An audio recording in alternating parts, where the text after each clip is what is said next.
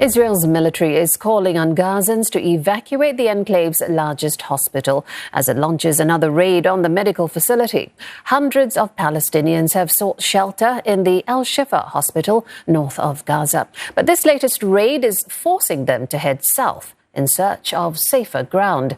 The IDF says it is conducting a, quote, precise operation to weed out Hamas operatives that have regrouped inside the compound. The military confirms its troops opened fire at the hospital after identifying several targets. Gaza's health ministry says power lines were torn down during the raid, trapping people inside emergency units.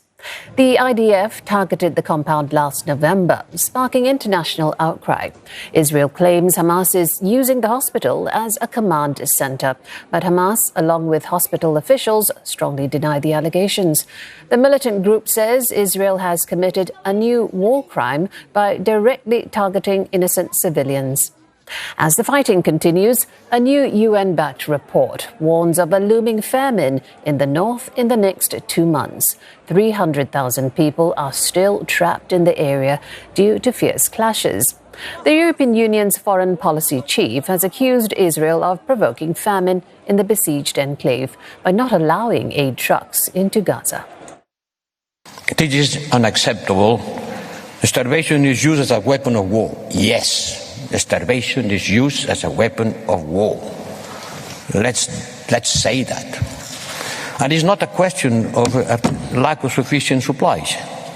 We hear that there are several months of food stock on the Egyptian side. Several months of food stock.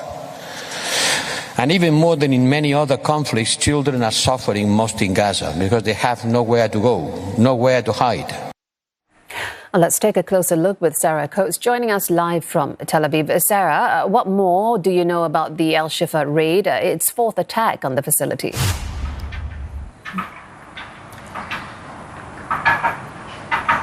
Hello there, Jill. According to sources on the ground, the situation inside the Al-Shifa hospital, the largest hospital in the Gaza Strip, is chaotic. Israelis say the head of the IDF says that this began very early this morning, claiming that Hamas operatives have once again regrouped and have actually moved inside that hospital. They say that when troops arrived very early this morning, that a number of militants opened fire on their forces. They returned fire, killing a number of people, injuring others. And at this hour, we do understand that some 80 people have been arrested. Still no word on exactly who these people are, but it is of our understanding that this operation is ongoing. Now, the IDF spokesperson, Daniel Hagari, he says that they are not targeting medical health workers inside that facility, nor are they targeting civilians, with people on the ground saying that the IDF is now airdropping leaflets over neighbourhoods surrounding the Al-Shifa hospital, telling them to go to Al-Masawi, which is down in the south. The IDF telling them to move west, travel down a road that's on the coast, and then to go to what is known as a safe area. So certainly very, very worrying, given that the last raid on Al-Shifa was back in December, causing really a lot of global condemnation, just given the sheer number of people that were sheltering there, Jill. Talk to us also, Sarah, about reports we're hearing on talks with Hamas to impose, hopefully, a 6-week ceasefire.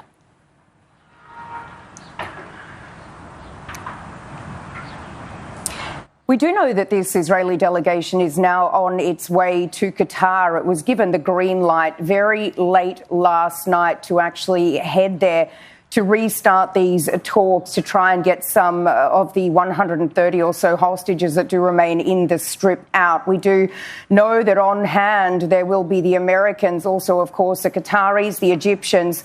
And the Israeli delegation is being led by the head of the Mossad, David Barnea. They say that this will certainly take quite a lot of time because they'll be negotiating indirectly with the head of Hamas in the Gaza Strip, Yahya Sinwar, who is believed to be hiding in the labyrinth of tunnels somewhere underneath the Strip.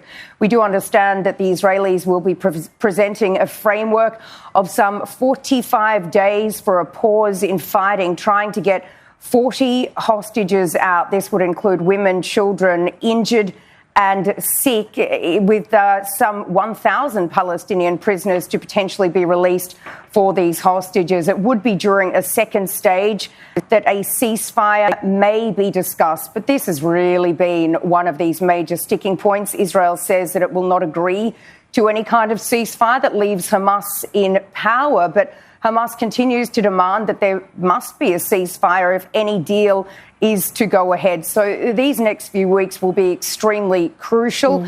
And there really is renewed pushes here on the ground for the Israeli government to agree to a deal, even overnight.